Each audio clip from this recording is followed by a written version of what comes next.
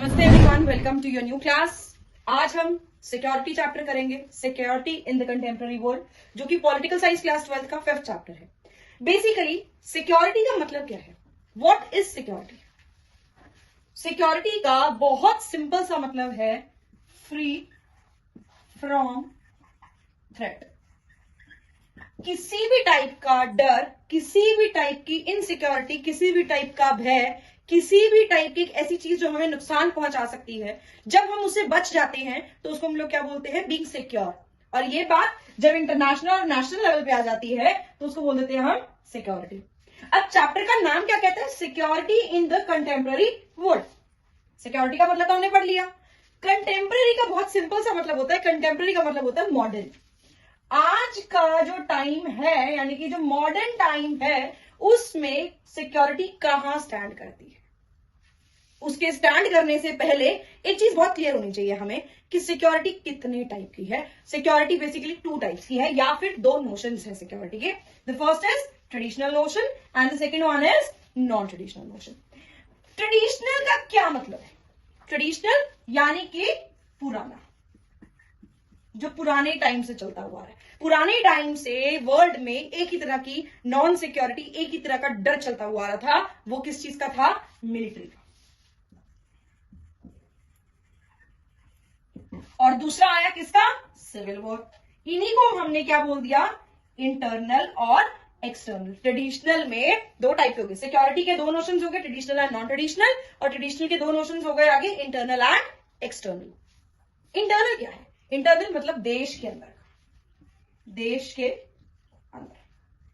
अब देश के अंदर क्या होगा जब एक ही देश के लोग आपस में कन्फ्लिक्ट करने लग जाते हैं, लड़ना शुरू कर देते हैं, लड़ाई करना शुरू कर देते हैं, तो उसको क्या बोलते हैं हम लोग? उसको हम लोग बोलते हैं इंटरनल नोशंस ऑफ सिक्योरिटी। ठीक, उसमें आएगा क्या? Civil war. सिविल वॉर बोलेंगे जब एक देश के लोग आपस में क्या लड़ेंगे? आपस में जब लड़ना शुरू करेंगे। श्रीलंका का कंसेप्ट याद है, क्लास 10th में पावर शेयरिंग में पढ़ा था। श्रीलंका के अंदर जब मेजोरिटेरियनिज्म का मुद्दा आया तो लोगों ने क्या करना शुरू कर दिया? सिन्हालास और तमिल्स ने आपस में लड़ाई करनी शुरू कर दी। यानी कि जब एक घर में रहते हुए 2 भाई आपस में जायदाद के पीछे लड़ेंगे तो उसको क्या बोलेंगे हम? Civil war. ऐसे ही जब एक देश के अंदर रहते हुए लोग आपस में लड़ेंगे वो क्या कहलाएगा? Civil war. अब दूसरा मुद्दा क्या आएगा? मिलिट्री का। मिलिट्री क्या है? मिलिट्री, हर किसी को डर है किससे? मिलिट्री से। इंडिया पाकिस्तान के एग्जांपल ले लो। क्या दोनों पीएम आपस में लड़ रहे हैं? नहीं लड़ रहे, दूसरे को जूता फेंक के तो नहीं लड़ रहे। लड़ कैसे रहे हैं? बॉम्ब के थ्रू, अपनी मिलिट्री के थ्रू, अपनी आर्मी के थ्रू। तो ये क्या है? External notions of traditional security. अब there are 4 ways to combat this external notions. सबसे पहला तरीका आता है डेटरेंस। दूसरा है डिसआर्ममेंट। तीसरा है अलायंस बिल्डिंग।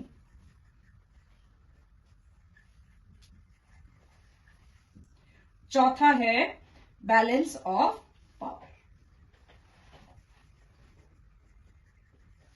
क्या है ये 4 चीजें? बहुत सिंपल भाषा में करेंगे, फालतू की कंफ्यूजन नहीं क्रिएट करनी। नीचे से शुरू करते हैं। बैलेंस ऑफ पावर, दोनों जगहों का पावर का बैलेंस मेंटेन रखना। बड़े से फालतू पंगा नहीं लेना, छोटे को भी कुछ कहना नहीं। क्यों? क्या होगा? कभी किसी को छोटा नहीं आंकना चाहिए। इनकी दोस्ती पक्की हो तो हमें मिलिट्री अटैक कर सकती है। अलायंस बिल्डिंग, अब दोस्ती। Germany, Italy, Japan second world war के टाइम पे इन्होंने ट्रिपरटाइट पैक्ट किया था। बेसिकली वो ट्रिपरटाइट पैक्ट क्या था कि हम तीनों में से किसी एक पे भी किसी ने अटैक किया तो क्या होगा? मतलब वो अटैक हम तीनों पे माना जाएगा। या एटलीस्ट एट प्रेजेंट पाकिस्तान क्या कर रहा है? पाकिस्तान और टर्की ने क्या किया? यही अलायंस बिल्डिंग ही तो की, दोस्ती ही तो दिखाई। अलायंस इज दोस्ती, यारी। डिसआर्मामेंट, डिसआर्मामेंट क्या है? आप डिसआर्मामेंट कर लो या आर्म्स कंट्रोल कर लो अपने। ना हम वेपन्स बनाएंगे, ना हम ऐसी कंट्रीज से ज्यादा लिंक रखेंगे जो वेपन्स बनाती है। ना काहे से दुश्मनी, ना काहे से बैर। जब आर्म्स बनाने वाली कंट्री से बैर ही नहीं होगा, दुश्मनी नहीं होगी, दोस्ती ही नहीं होगी, तो काहे की मिलिट्री लड़ाई। और लास्ट आता है डेटरेंस। एक पंजाबी गाना आया था, उस गाने की ही एक लाइन बोलूंगे, डेटरेंस आप लोग समझ जाओगे। बच्चे यहाँ पे कंफ्यूज हो जाते हैं। डेटरेंस इज पहला बोलीदानी, फिर पीछे हटीदानी जदों पंगा पै जाए। जो कि कोल्ड वॉर में यूएसए और यूएसएसआर ने भी किया कि भैया स्टार्ट हम करेंगे नहीं और पीछे हम हटेंगे नहीं अगर तुमने स्टार्टिंग कर ली तो। ठीक है, दिस इज कॉल्ड डेटरेंस। तो सिक्योरिटी के कितने नोशंस हो गए? दो, traditional and non traditional. Traditional क्या के? दो, इंटरनल एंड एक्सटर्नल। इंटरनल यानी कि सिविल वॉर, कंट्री के अंदर का, और एक्सटर्नल यानी कि बाहर, मिलिट्री का, जब दूसरी कंट्री से हमारी लड़ाई हो उसको क्या बोलेंगे? एक्सटर्नल। अब एक्सटर्नल को कम्बैट कैसे करेंगे हम लोग? डेटरेंस, डिसआर्मामेंट, अलायंस बिल्डिंग और साथ में बैलेंस ऑफ पावर। चार चीजें बहुत इंपॉर्टेंट। कौन कौन सी? Deterrence, alliance building, balance of power, disarmament. या डिसआर्मामेंट के साथ एक कंसेप्ट आता है आर्म्स कंट्रोल करने का, कि बिल्कुल आप निशस्त्रीकरण नहीं करेंगे हम, कि बिल्कुल शस्त्रों को बिल्कुल नहीं त्यागेंगे, कंट्रोल कर लेंगे। ठीक है, नेक्स्ट टॉपिक आता है non traditional notions of security. Non traditional notions of security क्या आता है नॉन ट्रेडिशनल नोशंस में? अब सेकंड टॉपिक आता है हमारा दूसरा नोशन, यानी कि नॉन ट्रेडिशनल नोशन। अब ये मत समझ के बैठ जाना कि ट्रेडिशनल मतलब पुराना था तो नॉन ट्रेडिशनल मतलब नया हो जाएगा। ये नया नहीं है, ये एक्चुअल में बीच का टाइम है। जब बिल्कुल पुराने से नया आज का टाइम है, ये बिल्कुल पुराना टाइम था ट्रेडिशनल, तो जो बीच का टाइम गया उसको क्या बोलेंगे हम? नॉन ट्रेडिशनल टाइम या फिर non traditional notions of security. इसमें बहुत छोटी दो चीजें आएंगी, ह्यूमन सिक्योरिटी, ग्लोबल सिक्योरिटी। इसमें ह्यूमंस को बहुत सारे थ्रेट्स आए, उसमें ह्यूमंस को सिक्योरिटी प्रोवाइड करने की बात आएगी, एंड देन ग्लोबल लेवल पर सिक्योरिटी प्रोवाइड करने की बात आएगी। और ये सिक्योरिटी सिर्फ एक ही तरीके से अपनाई जा सकती है, वो तरीका है कोऑपरेशन या फिर कोऑपरेटिव सिक्योरिटी। इसके अलावा कोई और तरीका ही नहीं है। आप ह्यूमंस की प्रॉब्लम को सॉल्व करने का और ग्लोबल लेवल की प्रॉब्लम्स को सॉल्व करने का एक ही तरीका है, क्या है? कोऑपरेशन। अब सिंपल सी बात ले लो, ग्लोबल नॉर्थ और ग्लोबल साउथ एनवायरमेंट चैप्टर में जैसे हम पढ़ते हैं, या फिर पॉल्यूशन की बात ले लो। पॉल्यूशन कैसे? क्या अंटार्कटिका, क्या समुद्र, क्या एटमॉस्फेयर, या फिर ये पार्क्स, ये फॉरेस्ट, ये ट्रीज, ये सब मेरे हैं? नहीं है ना, किसके हैं? हम सबके हैं। जब हम सबके हैं तो इसको बचाएगा कौन? हम सब। और जब हम सब मिलकर बचाएंगे तो उसको क्या बोलेंगे आप? कोऑपरेशन। दो से या दो से ज्यादा लोग आपस में काम करें तो किसके थ्रू हो सकता है? कोऑपरेशन के थ्रू। तो this can be attend, non traditional notions can be saved और रिवर्स और changed by only and only cooperation. अब पुराने टाइम से, भिड़े के जमाने से आ गए हम मम्मी पापा के टाइम पे, और मम्मी पापा के टाइम से आज के टाइम पे आ जाएंगे हम अपने टाइम, यानी कि कौन से थ्रेट्स?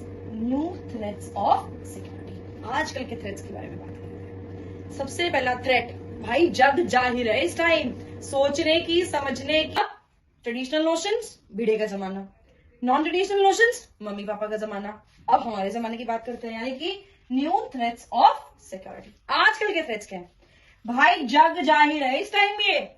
कोई कहता है मैं टेररिज्म को सपोर्ट करता हूं, कोई कहता है मैं नहीं करता, कोई कहता है कि मैं तो मेरी कंट्री टेररिस्ट को सपोर्ट नहीं करती, और फिर क्या करती है? 14 करोड़ का मुआवजा भी दे देती है टेररिस्ट को।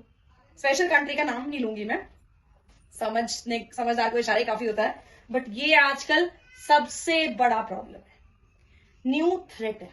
भाई पहलगांव में लोग घूमने गए थे, हनीमून पे गए थे, जैसे गए थे वापस डेड बॉडीज आई।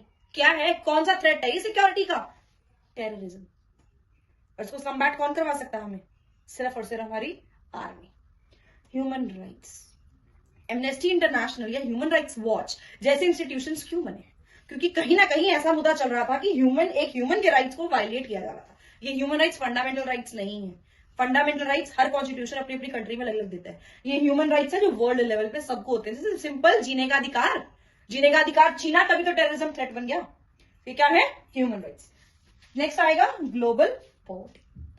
आज के टाइम पे वो टाइम चला गया है, भाभी जी एक कटोरी चीनी देना, चला गया। आजकल तो लोग दूसरी कंट्री में अटैक भी लोन ले लेके करते हैं, IMF से स्पेशली। चलो हमें क्या उस कंट्री से, ये क्या कंसेप्ट है? ग्लोबल पॉवर्टी का कंसेप्ट है। देश पूरे मतलब कंट्रीज गरीब हो रहे हैं। बंदों की तो बात ही छोड़ दो, यहाँ पे बंदे तो भिखमंगे हो ही जाएंगे, कंट्रीज गरीब हो रही हैं।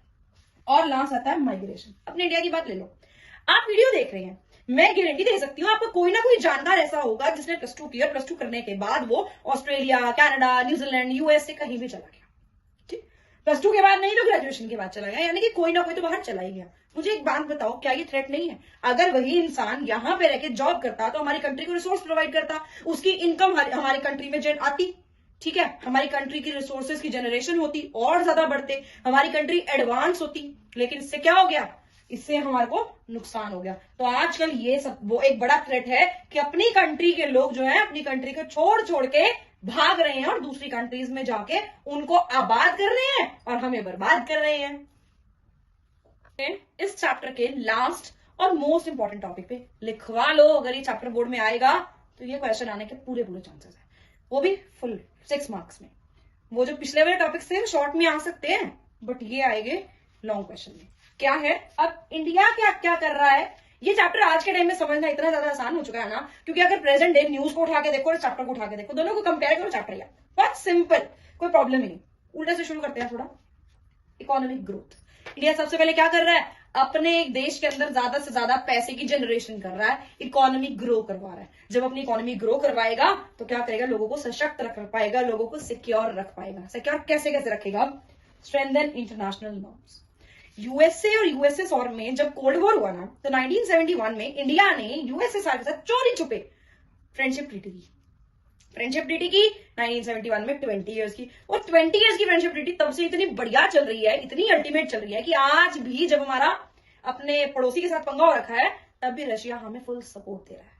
तो ये क्या एग्जांपल है कि इंडिया ने सिक्योरिटी, आज सिक्योरिटी में हेल्प कर रहा है ना वो पड़ोसी हमें, तो सिक्योरिटी मेंटेन करने के लिए अपनी स्ट्रैटेजी में क्या अपनाया, इंटरनेशनल नॉर्म्स। यहां तक कि जब मनमोहन सिंह जी प्राइम मिनिस्टर थे, उन्होंने तो ओबामा जी से जाके भी दोस्ती कर ली थी, तभी तो आज गोल्डन बालों वाले दोनों तरफ हुए पड़े हैं। कभी सीज फायर करवाते हैं, कभी किसी का साथ देते तो कभी किसी का, क्योंकि वरना उनको पता है अगर बाल गोल्डन की जगह काले करने की कोशिश की तो किस साइड काला करूं, पाकिस्तान या इंडिया, पता ही नहीं। चलो वापस आते हैं अपने टॉपिक पे, इंटरनल सिक्योरिटी।